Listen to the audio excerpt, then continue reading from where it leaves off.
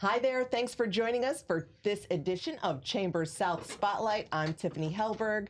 I am excited today. I'm a proud board member, and today I have the opportunity of sitting down with Kevin Grace from the Miami Learning Experience, and he's going to tell us about all the impressive things that are going on there. Hi, Kevin. Thanks Hi, for Tiffani. joining us. Thanks for having me with you this morning.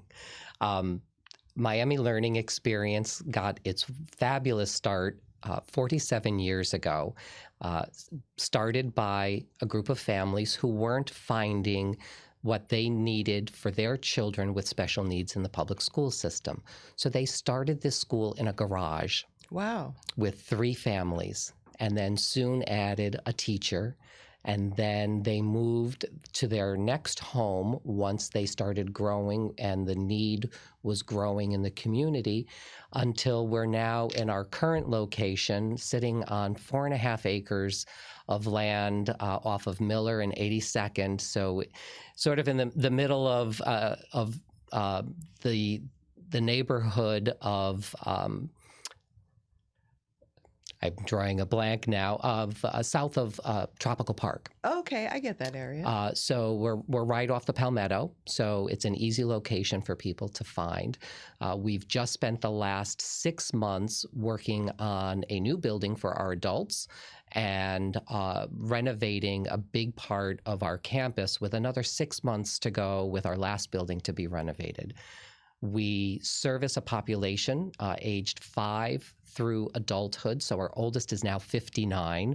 So next year we'll be serving a 60-year-old. Wow, that's so great. Yeah, it's a lot of fun, and it's a great way of having that continuum of services. So our families, once their children graduate high school at the age of 22, they don't have to look for what's their next option. Of course, if they want to find something else, we encourage them and we help them, especially if they can find employment. And we work with our families to help that as well. But for the most part, it is so that they can continue with their education and continue with their skills and independence building, which is a big part of what we want to do. 50% of our population has Down syndrome. And the other 50%, well, 45% are on the autism spectrum. And then the remaining 5% have varying exceptionalities, usually chromosomal in nature. And we find a way to individualize their academics so that we are meeting their needs and providing a future, and a happy future and a productive future for them. That is a wide range of different types of students, which is fascinating. But then how do you create that one-on-one program for every student that is in? Are there more than one student in a class? So there are 10 students in a class, okay, with 1 certified special education teacher and a teacher assistant. So it turns out to be a 5-to-1 ratio. And even with that variety of abilities in a classroom, there are going to be similarities. So what the teachers will do is they will cluster the children with those similarities, and they'll work together in a small group.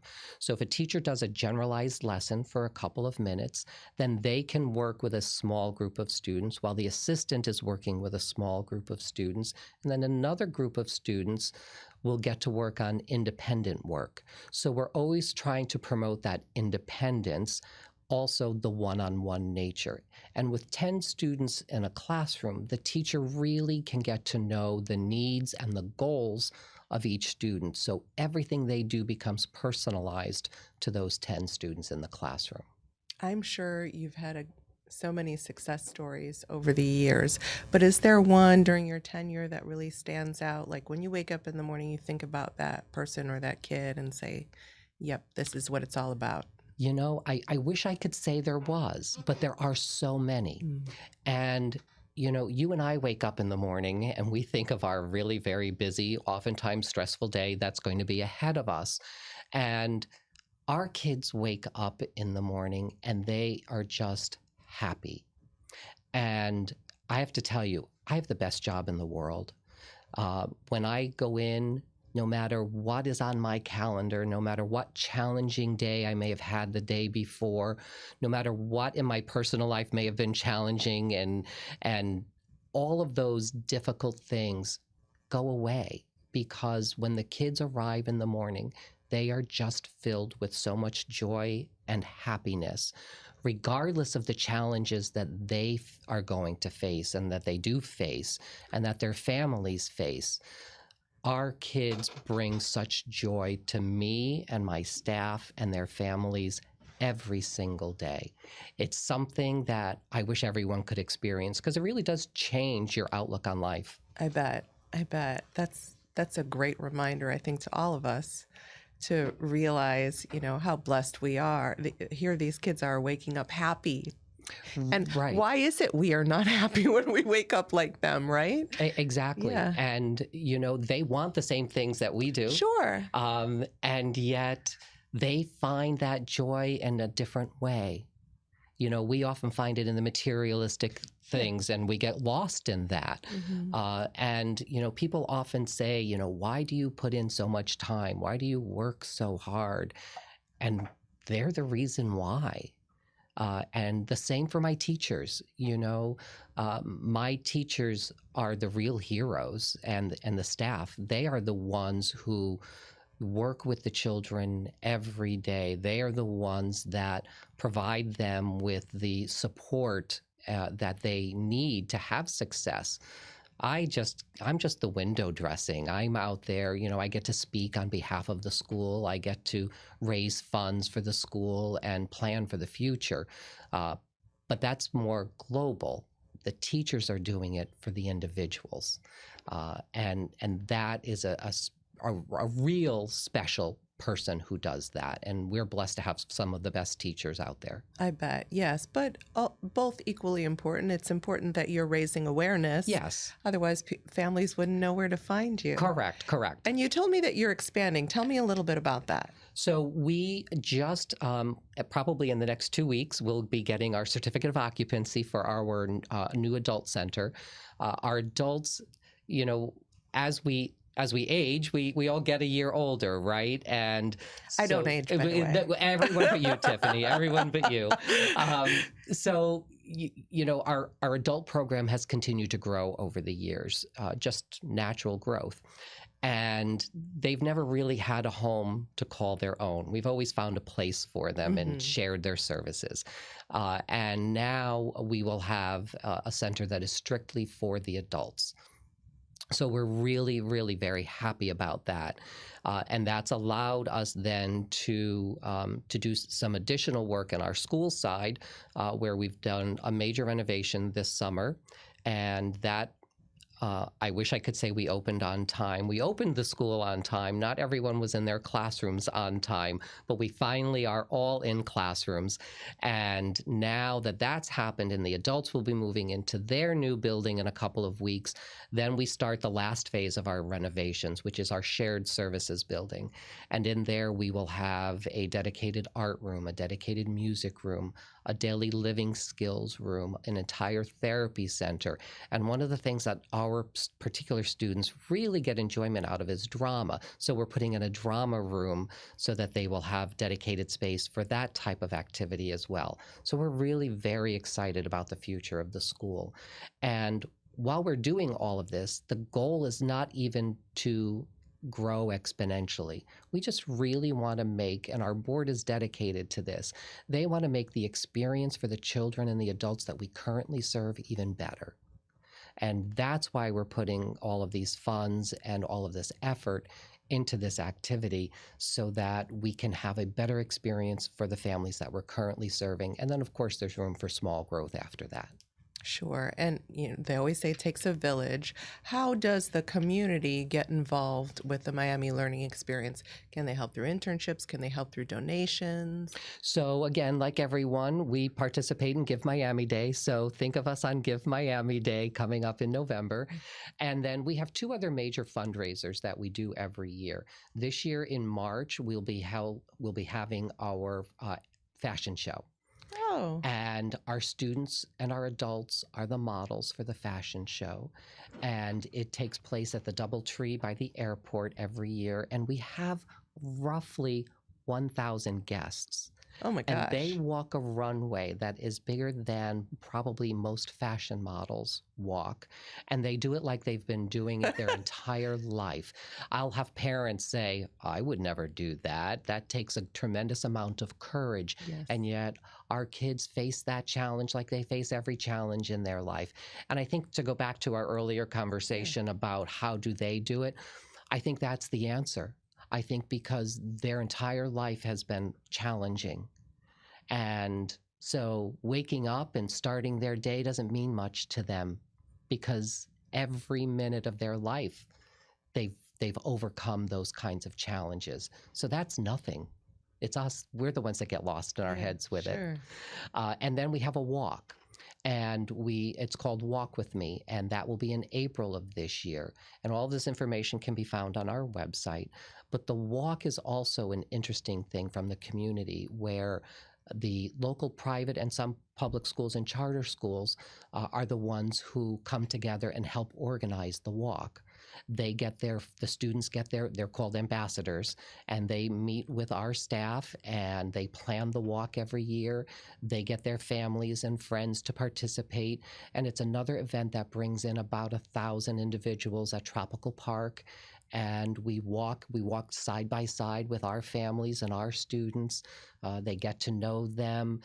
They get to see their joy and their excitement. And it's a wonderful community event. We're always looking for sponsors.